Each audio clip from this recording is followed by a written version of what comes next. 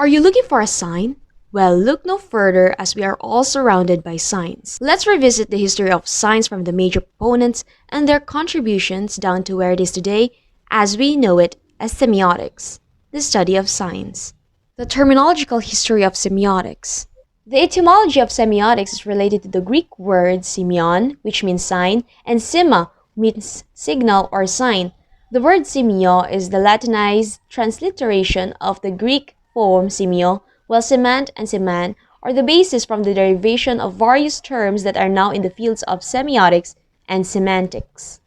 Medical tradition. In the life of Galen Pergamum between 139 to 199 AD, semiotics was associated with the medical tradition process or diagnosis of semiosis, while in 1801, Sprengel, the author of a medical handbook of semiotics, medical semiotics or semiology, pointed out its use as a term for the theories of signs, and fast forward to 1977, the Italian term semiotica is still used in medical science.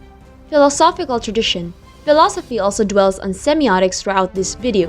You will find several proponents who are philosophers, mathematicians, scientists, and those who devote their lives to studying the human mind, universal language, as well as the truth and significance of meanings in life.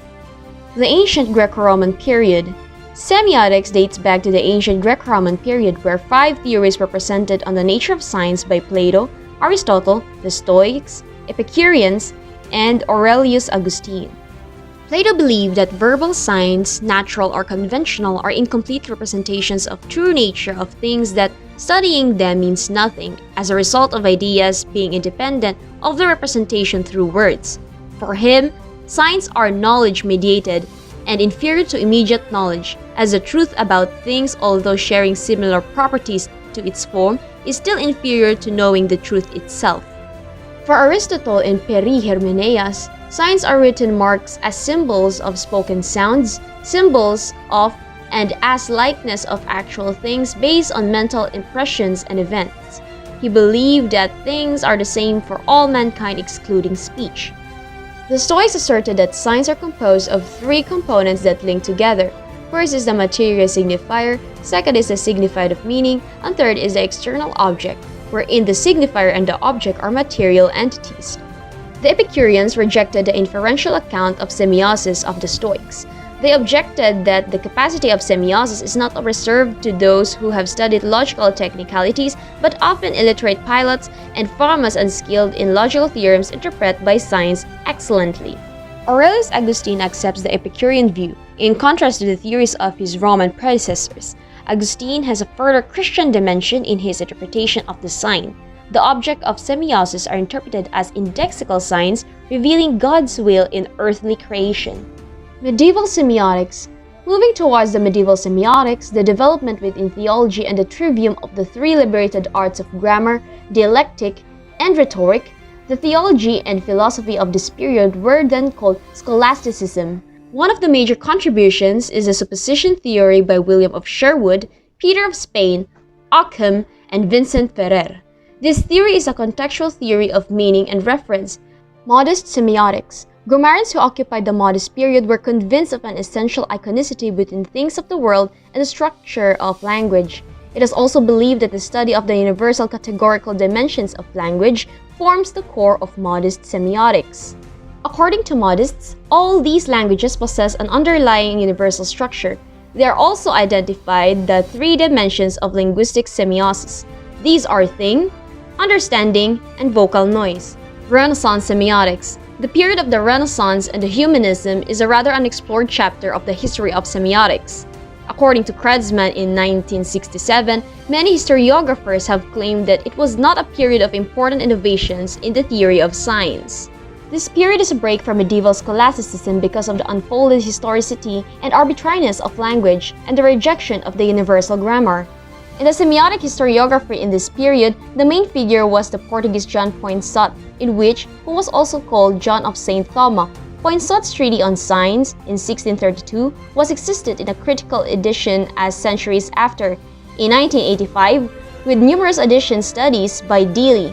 Deely assesses Poinsot as a figure in the history of semiotics, but other historiographers have interpreted Poinsot's work as dominating in the tradition of scholastics. Age of Rationalism and Enlightenment.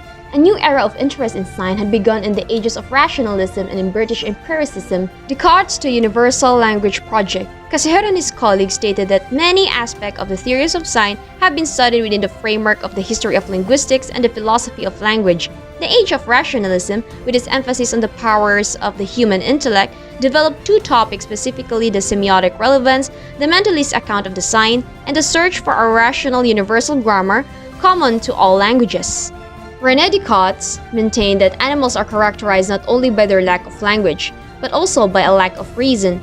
These principles are characteristic of anti-evolutionary semiotics, which, in consequence, denies the theoretical relevance of zoosemiotics. British empiricism. British empiricism is associated with the contributions of Locke, Berkeley, and Hume, but the discovery of natural science as a foundation of an empirically based philosophy begins with Bacon and Hobbes. Francis Bacon discovered the binary cipher alphabet. Using the two elements A and B combined into signs of 5 sign elements, his alphabet begins as follows.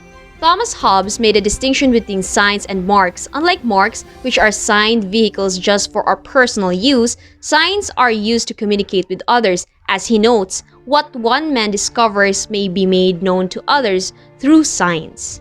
John Locke defines signs as great instruments of knowledge, and there are two kinds of them: ideas and words. The idea is whatsoever the mind perceives in itself or is the immediate object of perception or thought, while words are signs of signs. Examples are metasigns. Bishop George Berkeley's contribution in semiotics lies heavily in nominalism and ontological idealism. It is important to note that theology is an important foundation in supporting these aforementioned theories. Berkeley explained that matter is an empty term, while on contrary, the only suitable subject of a philosophical investigation is the ideas of the mind. He thought of a sphere of semiotics, where he assumes that there is an unreachable world of external bodies and behind the world of ideas that we can perceive. David Hume elucidated that the outcome of sense impressions are ideas. With this view, the image is also an imprint from the original object. For him, an image is also an index and not just an icon. Thomas Reid supposed that this concept about ideas is against the common sense perspective that we humans acquired certain knowledge by observation of the world and not to be limited to recognizing ideas or contents of the mind only. He developed an enhanced theory of natural signs, which emphasized that the connection between the sign and the thing that is signified is created by the artificial signs and the course of nature. The connection is established by the will and appointment of men. French Enlightenment. The French Enlightenment was also influential in how we see semiotics today, and 3 names come to mind: Condillac, Maupertuis, and Diderot. Etienne Benoît de Condillac. Etienne Benoît de Condillac is the influential representative of sensualism.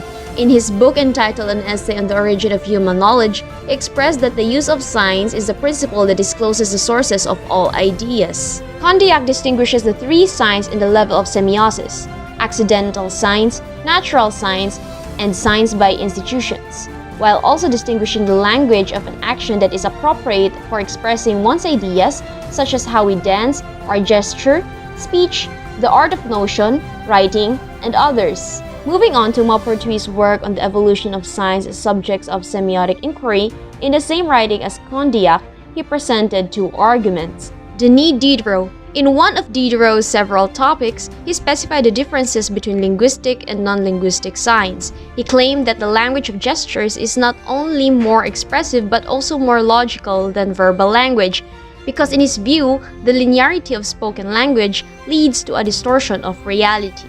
German Enlightenment. During the German Enlightenment, we get to see the views of Wolff, Lambert, Herder, who was concerned mostly with language, literature, and arts, and the philosophy of Kant, which has a marginal role in this theory of science today. Christian Wolff represented rationalism and was a direct follower of Leibniz. In his theory of science in his treatise Rational Ideas, in chapter 3, De Signo of his Philosophia Prima Sive Ontologia, he describes a sign as that entity from which the present, future, or the past existence of another entity can be recognized.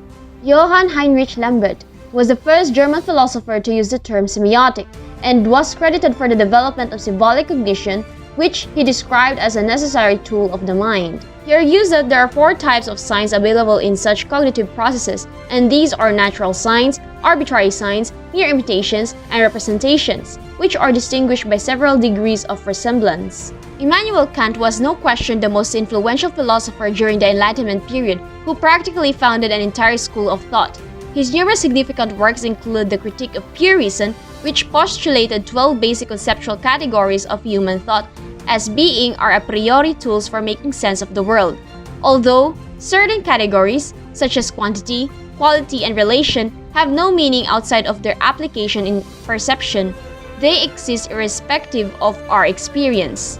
Semiotic hermeneutics. Just after Lambert, there's been a shift in focus from a unified theory of science to several other areas of philosophy, most notably aesthetics and hermeneutics. Georg Friedrich Meyer wrote an essay on the general art of interpretation, which begins by analyzing the characteristics of science in a broad sense. For Meyer, a sign is defined as a method of recognizing the actuality from another thing, as well as the ground cognition of the thing identified. Semiotic aesthetics. With the semiotic aesthetics came the rise of aesthetic iconicity with the works of Baumgarten, Lessing, Mendelssohn, Gang, and the major contributor, Johann Jacob Engen, in his book, is a significant contribution in the context of the semiotics of theater and a milestone in the history of semiotics of nonverbal communication. The significant input of aesthetics is the iconicity of arts, which depicts the predominant topic of the aestheticians of this period in the paradigm of the principle of imitation in painting. The precursor to this idea is Vico. They sought explanations to reconcile the aesthetic, ideal iconicity with the non-iconic arbitrariness and linearity of the language sign. From the 19th century to modern semiotics, reaching the 19th century, there was an emergence of the modern theories of meaning, sense, and reference, of linguistic semantics, and scientific inquiry to language. Georg Wilhelm Friedrich Hegel's contributions made him one of the most important philosophers in history. Some of his works contain several topics of semiotic interest and influenced the later developments in semiotics. While Wilhelm von Humboldt pioneered in science of language, wherein he contributed 5 special relevance to the semiotics of language. His definition of language as a dynamic process and activity, and not as a static or a dead product. The doctrines on the differences between the inner forms of individual languages and language as a formative thought. Bernard Bolzano introduced the doctrine of signs, including the syntactic dimensions of semiosis, with a focus on the meaning and sense, including the perfection or utility of signs. He discussed the 9 advantages of using signs for the discovery of truth, and 13 rules for the use and invention of signs were also enumerated, and classification of signs according to their syntactic and semantics criteria. Linguistic tradition. At present, we can see the gradual change of the terms semiology and semiotics, which was highlighted from the 2 standpoints, wherein it was semiotics versus semiology, and semiology as semiotics. At this last topic, we will disclose the debate on semiotics versus semiology, and semiology as semiotics. Semiotics versus semiology. Those who have continued to distinguish between semiotics and semiology have done so either to distinguish different traditions of research or to specify different fields of study.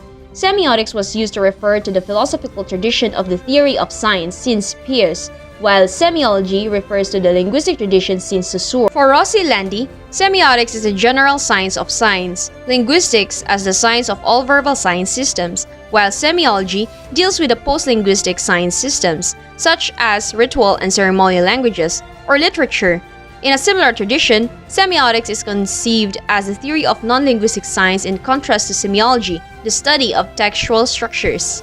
Wunderlich gives a somewhat different delimitation of the 2 fields. In his view, semiology studies only human sign systems, while semiotics is only concerned with the study of non-human and natural signs. Semiology as semiotics. As mentioned earlier, the International Association of Semiotic Studies in 1969, which encompasses the whole field of research in both semiology and general semiotics, was then followed by international semiotic research by Barthes, Benveniste, Greimas, Jacobson, Levi-Strauss, and Zebiuk to be the term of the field of the study of signs.